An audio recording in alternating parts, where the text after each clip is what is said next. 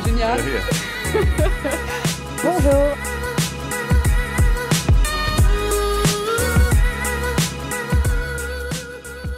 Bonjour à tous, et si on disait enfin stop au régime célèbre et autres interdits alimentaires et qu'on mettait enfin au point notre propre stratégie pour perdre du poids? Un médecin affirme que chacun de nous est capable de maigrir de façon pérenne, sans interdit, ni restriction drastique et sans se faire du mal. Il est avec nous aujourd'hui, on est très heureux de l'accueillir. Bonjour Dr Patrick Serrogue. Bonjour. Merci d'avoir accepté notre invitation. Vous êtes médecin nutritionniste et vous venez juste de faire paraître ce livre, Créez vous-même votre régime. Alors je suis d'abord tentée de vous dire qu'en matière de livres dédiés au régime, vous n'êtes pas les seuls sur le créneau, ça ne manque pas, ça court les librairies. Et que beaucoup vont se dire, eh bien, encore un énième livre de régime. Que leur répondez-vous à ces gens qui vont d'emblée critiquer cette énième sortie de livre dédié au régime? Écoutez, ça fait 40 ans que je fais de la nutrition, d'abord hospitalière, ensuite libérale, donc j'ai eu le temps de voir cette évolution extraordinaire du surpoids et de l'obésité, et pour dire qu'aujourd'hui, nous avons des techniques qui permettent d'aider les gens à retrouver leur poids, non pas le poids forcément dont ils rêvent, mais qui est le poids de leur corps, et de le stabiliser. Alors vous précisez quand même que vous ne proposez pas un régime, ça n'a rien d'un régime, mais que c'est une stratégie. Alors de quoi s'agit-il exactement? Oui, c'est vrai. Pour surtout garder un nouveau poids, parce que tout le monde peut perdre du poids, mais comment garder un nouveau poids? Il y a une stratégie. Et la première des stratégies, c'est de ne pas commencer à vouloir maigrir quand on ne va pas bien. D'abord se soigner la tête, c'est ça que ça veut dire? D'abord se soigner la tête ou attendre tout simplement que son environnement aille mieux. Si vous avez plein de soucis au travail et que vous décidez tout d'un coup de vous lancer dans un régime, vous êtes à peu près sûr de rater votre coup. Par contre, l'être humain pense toujours que cela va l'aider. C'est-à-dire que si il prend des mesures drastiques, eh bien, il va pouvoir après améliorer ce qui est dans sa tête et dans son corps. Eh bien, c'est faux. Il faut commencer d'abord par changer un petit peu son environnement, attendre le bon moment, et quand le bon moment arrive, alors à ce moment-là, on a beaucoup plus de chances de réussir. Alors, vous dites que l'objectif, c'est de perdre du poids. Cependant, vous précisez qu'on fantasme un peu trop le poids de nos 20 ans. Qu'est-ce que ça veut dire exactement? Ça veut dire qu'au cours de la vie, on prend du poids, même si aujourd'hui, dans notre civilisation, on fait attention à son alimentation. La plupart des femmes, là je parle beaucoup des femmes, mais les hommes c'est aussi vrai, les femmes vont prendre du poids par exemple au moment de la grossesse, elles vont prendre un petit peu de poids ensuite à la ménopause, et donc finalement elles vont se retrouver avec 10-12 kilos en plus. Les hommes, eux, vont avoir une augmentation de poids qui va se faire de manière beaucoup plus linéaire. Ils ne vont pas s'en apercevoir parce qu'ils n'ont pas de grands moments dans leur vie, de grands changements de leur corps, mais ils vont quand même prendre ces kilos. Et focaliser sur le poids de nos 20 ans en prétendant que c'est le poids idéal auquel on doit atteindre en définitive et celui auquel on doit se référer, c'est une erreur de penser comme ça? Oui, c'est un poids rêvé, évidemment, parce qu'on n'a pas envie de vieillir. Donc, obligatoirement, on va se raccrocher à un poids qui existait quand on avait 20 ans, mais qui change. La difficulté, c'est d'accepter que son corps change, que son poids va changer. Non, c'est pas facile, c'est pas facile. Et c'est pour ça qu'il ne faut pas se tromper de stratégie, autrement, le corps va nous le faire payer très cher. Alors, contrairement au régime courant, si on vous suit bien, votre stratégie à vous, elle est illimitée dans le temps. C'est ça? Oui, elle est illimitée dans le temps, puisqu'il ne s'agit pas de régime, il s'agit simplement de changer son alimentation et de l'adapter aux circonstances. Oui. Parce que quand on va, par exemple... d'en faire un mode de vie, finalement. Un mode de vie, parce que quand on va déménager, quand on va avoir des enfants, quand il va nous arriver quelque chose dans la vie, notre mode alimentaire va changer spontanément, sans souvent qu'on s'en aperçoive. Et donc, il faut pouvoir avoir une stratégie pour pouvoir durer suffisamment longtemps. Alors, on va l'aborder, évidemment, cette stratégie, mais avant, qu'est-ce que vous reprochez au régime dit courant, ceux qu'on voit dans les magazines, ceux dont on entend beaucoup parler? Qu'est-ce qu'ils ont qui vous déplaisent? C'est pas que ça me déplaît, c'est que les conditions même de notre vie biologique, physiologique a changé. Il faut comprendre que depuis 40 ans, il y a une augmentation très importante dans toutes les populations du monde du poids, avec du surpoids et de l'obésité. En France, on est près de 50% de la population à avoir surpoids plus obésité.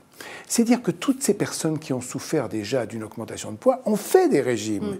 Elles ont réduit leur alimentation et elles se retrouvent aujourd'hui à manger moins que leurs besoins. Eh bien, quand on mange moins que son besoin, on stocke du gras. C'est comme si on stressait l'adipocyte. L'adipocyte, c'est la cellule graisseuse que l'on a en soi, qui stocke le gras. Eh bien, on stresse l'adipocyte, et cet adipocyte va se défendre. Et comment il va se défendre?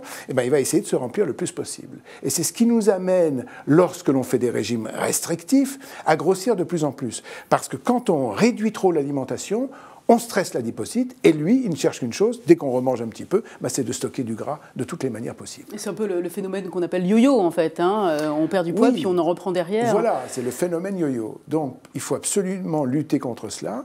Et surtout, le phénomène nouveau que j'ai constaté, c'est que les gens qui avaient fait des régimes mangent moins que leurs besoins. Et la grande difficulté que j'ai aujourd'hui, c'est de faire manger plus les gens qui sont gros que ce qu'ils mangent. Alors qu'il y a 40 ans, quand je voyais des gens gros, ils mangeaient trop. C'est vrai. Mais ça, on va y revenir à ce point particulier où vous dites qu'il faut manger pour pouvoir maigrir. Juste avant, je vais me faire l'avocat du diable, parce que pour certains, il y a beaucoup de régimes célèbres qui ont connu un grand succès, qui en connaissent encore aujourd'hui. On va les citer. Il y a le régime Dukan, l'un des derniers en date, le régime Atkins ou la méthode Montignac, pour ne citer que. On a tous autour de nous des exemples de gens qui ont pratiqué ces régimes-là et qui en ont été satisfaits parce qu'ils ont vu leur corps s'affiner très rapidement. Est-ce qu'il y a des risques réels, concrets, à pratiquer ce type de régime, très à la mode? Alors, il y a des risques quand on le suit trop longtemps. Oui. Parce que quand on réduit trop son alimentation, on peut déclencher des troubles du comportement alimentaire. En plus, très souvent, on ne suit pas la méthode. L'une des méthodes que vous avez citées. On ne la suit pas. On la suit pendant quelques jours. Oui. Et après, on se fige, en fait, sur nos premiers réflexes qu'on a eus de réduire notre alimentation, et on va la continuer longtemps. Et c'est là où les problèmes surgissent. C'est qu'en stressant de plus en plus le corps, on va le pousser à réagir de plus en plus fortement, soit sur des troubles du comportement alimentaire, soit en reprenant beaucoup de poids. Mais ce sont des problématiques qu'on peut considérer comme dangereuses pour la santé? Ce sont des problématiques dangereuses si elles durent longtemps. Si elles ne durent pas longtemps, elles ne sont pas dangereuses pour la santé. Donc cela va dépendre des gens qui s'acharnent, par exemple, à vouloir absolument continuer leur régime très restrictif. Alors là, il y a des dangers, parce qu'il y a des dangers même psychologiques. Psychologiques, tout à fait. J'allais vous le dire, vous le précisez dans votre ouvrage, psychologique et physique. Mais psychologique. Alors psychologique, puisqu'on va changer son comportement, on ne va plus voir la vie de la même façon, et on peut créer, par exemple, une dépression. Qui était peut-être sous-jacente, mais qui va se révéler et éclater à ce moment-là. On a l'impression, quand on vous écoute, que la mise en route d'un régime, ou au moins le changement de pratique alimentaire, nécessite quand même l'accompagnement par un professionnel, que ce soit un médecin nutritionniste ou un diététicien. Est-ce que c'est le cas? Est-ce qu'on doit être suivi en parallèle de son engagement dans un changement de ses habitudes pour pouvoir perdre du poids? Alors, ce n'est pas pour plaider pour le métier ou la chapelle que je défends, mais je vais essayer d'expliquer pourquoi il faut être suivi. Lorsque nous mangeons, nous oublions une partie des choses que nous mangeons. Le premier acte que nous demandons à un patient, c'est de lui faire écrire pendant quelques jours ce qu'il mange. C'est très difficile, très difficile. Parce que dès que vous marquez quelque chose, d'abord vous changez votre alimentation, et en plus, vous n'osez pas marquer. Et quand vous racontez ce que vous mangez, ça n'a rien à voir avec ce que vous avez vraiment mangé. Et c'est normal. On sous-estime un peu ce qu'on Alors, on change les choses. Oui, alors on peut les sous-estimer, on les embellit, on oublie ce qui nous gêne, et donc donc notre perception même de notre alimentation n'est que partielle. Ça veut dire qu'on ne s'aperçoit même pas qu'on mange mal, par exemple? On ne s'aperçoit pas. Et combien de patients, en ayant écrit le plus honnêtement possible ce qu'ils mangent, me disent « Ah, et je mange comme ça !» Eh oui, vous mangez comme ça. Donc, voilà, c'est ça. Donc, c'est pour ça qu'il faut avoir d'abord cette prise de conscience, en fait, de ce que l'on peut manger et qu'il faut se faire aider pour ça. Revenons à votre stratégie. On nous a rebattu les oreilles pendant des années avec des conseils alimentaires qui étaient basés sur l'interdit, la suppression. Vous dites carrément, non, pour maigrir, il faut manger. Comment vous l'expliquez, ça ? C'est-à-dire que plus on va introduire des interdits et des restrictions, plus en fait on va déclencher des troubles du comportement alimentaire. On va avoir des compulsions, on va se jeter sur la nourriture, on va rêver la nuit de manger une choucroute quand c'est absolument interdit. Ça ressemble un petit peu aux femmes enceintes. Les femmes enceintes ont tout d'un coup des goûts et des envies qu'elles n'avaient pas avant pour les aliments. Et il faut que leur mari, à 2h du matin, aille leur chercher absolument le plat indispensable qui se trouve dans un endroit déterminé. Donc, c'est exactement la même chose. Là, plus vous allez réduire votre alimentation, plus en fait, vous allez vous sentir mal, frustré, puis vous allez craquer. Et dès que vous craquez, vous dites, ça y est, tout est foutu. Alors ça y est, j'ai craqué, c'est fini. Alors, ce qui n'a strictement rien à voir avec le suivi d'une modification de son alimentation. Qu'est-ce qu'il faut faire? C'est-à-dire qu'on doit manger plus, c'est-à-dire qu'il y a un apport minimal à apporter. Vous parlez dans votre ouvrage d'un apport minimal d'au moins 2 kilos de nourriture solide par jour répartie sur l'ensemble des repas. Voilà, un vrai repas, pour être bien sustenté, comme on dit, c'est 800 grammes d'aliments. Alors, pour avoir 800 grammes d'aliments, il faut faire un repas complet, c'est-à-dire il faut avoir une petite entrée, il faut avoir un plat principal avec son accompagnement, une viande, un poisson ou des œufs avec des légumes et féculents, il faut après un laitage et puis il faut un fruit. Et si on n'a pas ces 800 grammes, eh bien, c'est extrêmement compliqué parce qu'on va avoir faim dans l'après-midi, on va aller manger quelque chose, on va désorganiser son alimentation et on ne pourra jamais s'en sortir. Mais comment on fait pour arriver à avoir des résultats visibles, pas forcément très rapides, puisque vous avez dit qu'il ne fallait pas maigrir trop rapidement, mais comment on change ses habitudes sans devoir tout chambouler pour obtenir quand même un résultat satisfaisant? Bien, on part de ce que les gens mangent au départ. C'est pour ça que changer son alimentation, c'est individuel, ce n'est pas collectif. C'est pour ça que tous ces régimes que vous avez cités préalablement, finalement, sont inefficaces sur le long terme, parce qu'ils sont tous le même pour tout le monde. Et ça, ce n'est pas possible.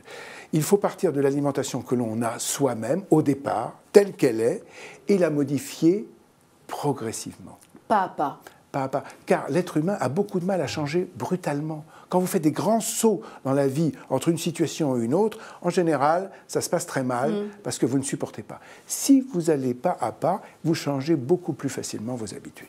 Alors, est-ce que ça veut dire qu'en se défaisant de nos habitudes, nos mauvaises habitudes, si tant est qu'on en est chaque fois qu'on veut perdre du poids, est-ce que ça veut dire que les excès, les tentations, on les réduit considérablement, voire on les supprime totalement? Alors, je vais vous dire, les excès, quand ils sont une fois par semaine ou 2 fois par semaine, ça n'a strictement aucune importance. On peut. On peut. Donc c'est ça qui est très agréable. L'éclair au chocolat, on peut. Ah, mais bien sûr. Moi, je prescris au moins une fois par semaine un dessert tel que vous avez envie de le prendre. Ce qui est le garant, en fait, de votre structure alimentaire et qui vous permet d'avoir des excès, c'est que tous les jours, vous faites de vrais repas. À ce moment-là, quand vous avez un excès, eh bien, il ne va pas se matérialiser par une augmentation de graisse. Vous tordez le cou à certaines idées, du coup, parce qu'on en est plein. Hein. On entend par-ci, par-là qu'il faut stopper le pain, qu'il faut arrêter de boire, qu'il faut arrêter de manger des gâteaux, etc. Dans les idées, certaines idées préconçues qu'on avait, vous dites que les féculents ne font pas grossir. Non, les féculents n'ont jamais fait grossir, absolument. Vous savez, notre besoin énergétique, c'est quand même 50% de sucre ou de glucides. Eh bien, les féculents font partie de cette classe et on en a absolument besoin. En plus, ils ont un atout majeur, c'est qu'ils donnent un bon rassasiement. On n'aura pas faim après, on ne va pas chercher à grignoter. Quand on mange des féculents à midi, on peut tenir facilement jusqu'à 20h, 21h le soir, sans pour cela crever de faim, comme on dit dans l'après-midi. Vous dites aussi qu'on ne fait plus la chasse au gras. Le gras, c'est bon. Il faut mélanger les huiles, en revanche, vous précisez. Oui. Alors, mais en tout cas... Oui, c'est vrai, vous avez raison. Il y a toujours eu en nutrition des modes. Oui. Vous avez les modes contre les sucres, après vous avez les modes contre les gras. Aujourd'hui, on est sur la mode contre le sucre. Demain, on sera de nouveau, pour la énième fois, contre le gras, la mode du gras. Donc en fait, le problème, il n'est pas là. Il est qu'il faut apporter tous les nutriments dont nous avons besoin pour que le corps fabrique ces millions de cellules tous les jours. Oui. Et c'est ça l'important pour lui. Lui, il a un travail 24 heures sur 24. Et donc, si on lui apporte le matériel nécessaire à sa construction, à son renouvellement, il accepte de perdre son stock d'énergie. Son stock d'énergie ne lui permet que de survivre dans les moments où il n'y a pas un bon approvisionnement. Donc c'est pour ça que je dis qu'il faut manger pour que l'approvisionnement soit nécessaire et que nous puissions renouveler toutes nos cellules. À propos de gras, je préciserai simplement qu'il y a une huile dont on entend beaucoup parler en ce moment, qui est l'huile de coco, qui est très tendance, on va dire. Vous estimez que il faut plutôt l'éviter? Actuellement, l'huile de coco, comme l'huile de palme, ce sont des huiles qui contiennent beaucoup de graisses saturées.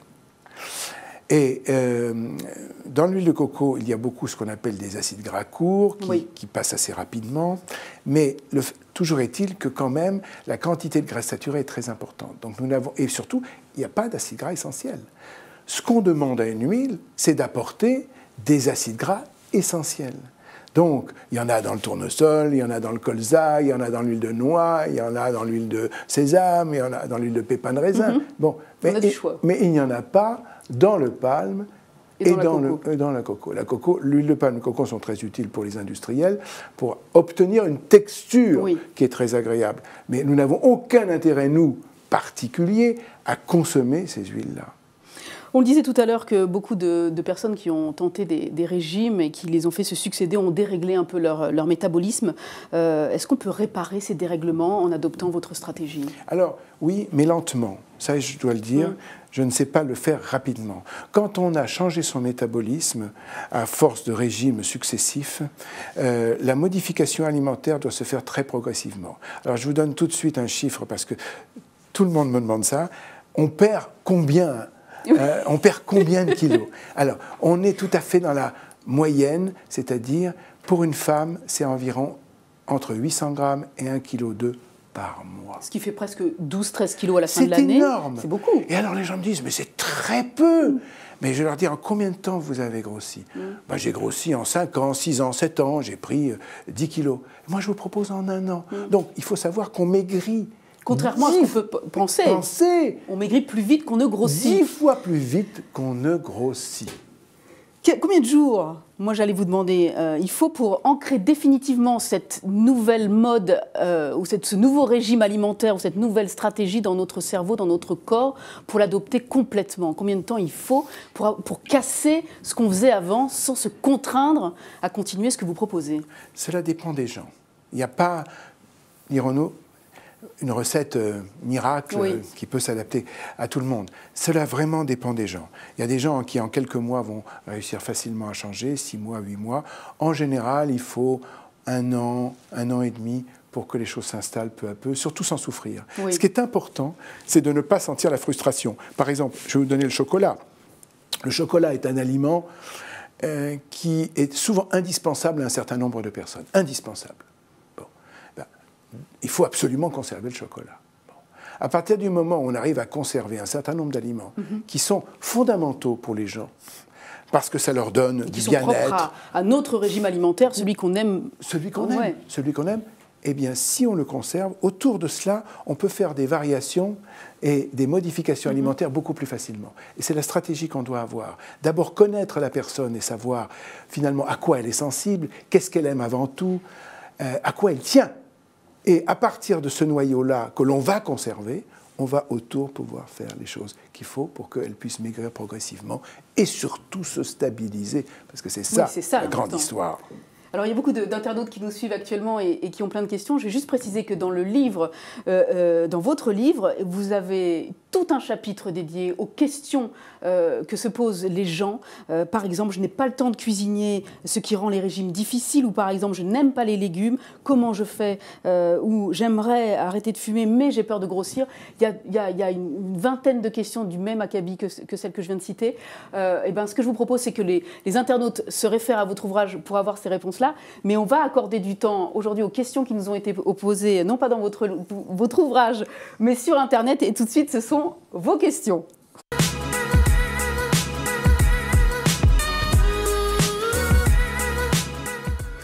Alors, on va répondre à Julie d'abord. Dans votre profession, votre livre a-t-il été bien accueilli et les autres médecins nutritionnistes ne sont-ils pas mécontents de cet ouvrage ?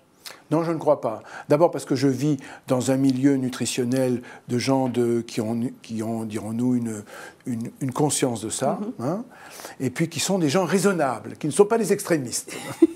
Donc l'ouvrage bien accueilli par la profession. Oui. Evelyne s'interroge, pour les malades de la thyroïde, comment faire pour perdre du poids, notamment après avoir pris la nouvelle formule du Levothyrox ? Alors, c'est vrai que ça, c'est un sujet très compliqué parce que cette hormone a entraîné effectivement pour certaines personnes des dérèglements. On ne sait pas très bien pourquoi, mais c'est comme ça. Oui. Donc, à ce moment-là, ce qu'on essaie de faire, c'est de reprendre l'alimentation où elle en est, parce que souvent les gens se sont sentis suffisamment mal pour dérégler leur alimentation et essayer de leur redonner une régularité dans leur alimentation. Et en général, quand on fait ça, eh bien, on arrive peu à peu, en les aidant, et en leur montrant, par rapport à l'alimentation, ce qu'il faut faire, eh bien, ils repèrent progressivement du poids. Must s'interroge, le sommeil profond aide-t-il à perdre du poids? Il y a toute une partie de votre ouvrage qui est consacrée d'ailleurs à la qualité du sommeil et son influence sur la perte de poids. Absolument, puisque la qualité du sommeil empêche, quand elle est mauvaise, empêche effectivement de maigrir et surtout fait gagner du poids. Donc il faut récupérer un sommeil profond qui est de bonne qualité. Et là, il y a des petites techniques qui peuvent être adoptées. Oui. Et en particulier sur l'aération de la pièce, par exemple, les oreillers à choisir, aussi les pensées qui sont très importantes au moment de l'endormissement, parce que si on a des pensées qui sont préoccupées par le travail, tout ça, on a beaucoup de mal à s'endormir. Et sur un plan nutritionnel, il y a quelques aliments qu'on peut favoriser avant d'aller au lit? Alors, il n'y a pas de preuve scientifique qu'il y ait des aliments qui favorisent le sommeil, mais par contre, il y a, dirons-nous, des traditions. Par exemple, il y a des personnes qui, en buvant un verre de lait tiède avant de se coucher, on déclare avoir un meilleur sommeil. Donc, on n'est pas là, si vous voulez, avec ces gens-là pour faire de la science, mais on est là pour essayer de repérer qu'est-ce qui pourrait, dans leur environnement, favoriser tout simplement. Vous parlez également des tisanes qu'on connaît bien, et pour ceux ou celles qui n'aiment pas boire de la tisane, vous recommandez des tisanes en gélules. Je ne savais pas que ça existait, ça. Oui, ce sont des tisanes en gélules et qui permettent d'avoir les mêmes effets, voire même mieux, parce qu'elles sont plus concentrées en produits actifs que les tisanes que l'on dilue dans l'eau. Julie, elle s'interroge sur le jeûne. Faut-il jeûner? On entend que c'est bon de jeûner une fois par semaine. Qu'en est-il vraiment? Vous en parlez dans votre ouvrage. Ah oui, alors ça, le jeûne, c'est un gros problème. Alors pourquoi c'est un grand problème? Parce que le jeûne est très à la mode. Oui. Il l'est déjà depuis au moins 50 ans. Et le jeûne est certainement une très mauvaise méthode pour stabiliser son poids. Alors pourquoi? Oui, pourquoi? Parce que tout simplement, on va stresser de nouveau son corps. Quand on va réduire son alimentation à uniquement des boissons ou des tisanes pendant une quinzaine de jours, voire parfois 3 semaines, eh bien, on va demander à l'organisme de fabriquer lui-même les substances sans apport extérieur. Et ça, c'est un stress considérable. Et d'ailleurs, on a bien vu un exemple célèbre de l'ancien chancelier Kohl, qui faisait chaque année une cure de jeûne pour maigrir. Alors, il maigrissait évidemment spectaculairement, mais il devenait de plus en plus gros. Et il a fini dans une obésité absolument terrible et qui l'a beaucoup fait souffrir. Mais beaucoup disent que ça permet de nettoyer l'organisme. Mais ça ne veut rien dire. La détox, comme on dit, est un terme stupide. Alors, je vais vous dire pourquoi. C'est tout simplement parce que, normalement, le foie et le rein sont les 2 organes qui font de la détox tous les jours. Donc, tous les jours, nous sommes détoxifiés. On est nettoyé tous les jours. Et oui, et la purification est juste un imaginaire qui est très relié à la religion. Donc, la détox, ou en tout cas le jeûne, c'est quelque chose que vous décommandez, que vous ne recommandez pas du tout, en tout cas. Certainement. Même si c'est sur une très courte durée d'1 ou 2 jours, pareil. 1 ou 2 jours, ça n'a aucune importance. Là où ça commence à jouer vraiment, c'est lorsqu'on a des jeûnes qui sont de plusieurs jours.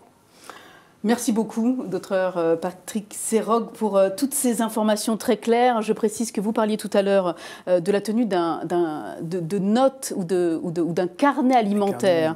Un carnet alimentaire qu'il faudrait tenir effectivement avant de s'engager sur vos stratégies pendant une petite dizaine de jours pour effectivement établir un peu le parcours alimentaire que nous avons avant de le changer. Et à la fin de votre ouvrage, il y a toute une méthode pour le tenir à jour correctement. Voilà. Merci encore pour toutes ces informations. Je rappelle le titre de votre ouvrage, Créez vous-même votre régime, en collaboration avec Marie Borel. C'est édité chez Flammarion, et je précise également que chez le même éditeur, vous aviez aussi fait publier d'autres ouvrages, Les enfants à table en particulier, ou Savoir manger, que vous aviez coécrit avec votre confrère Jean-Michel Cohen. Voilà. Merci encore. Merci à vous. C'est génial. C'est génial. Bonjour.